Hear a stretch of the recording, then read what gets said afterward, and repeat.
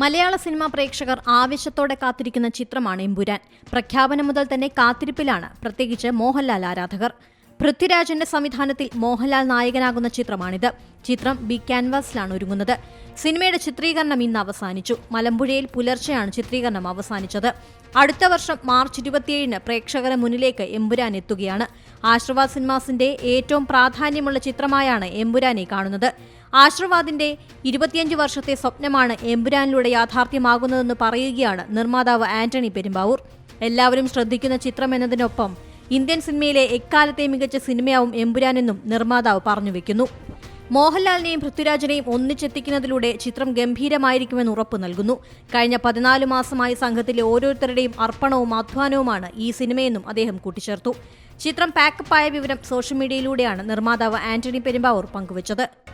പുതിയ വാർത്തകളും വിശേഷങ്ങളും ഇനി വിരൽ തുമ്പിൽ. എല്ലാ ഡിജിറ്റൽ പ്ലാറ്റ്ഫോമുകളിലും ഇപ്പോൾ സീ മലയാളം ന്യൂസ് ലഭ്യം.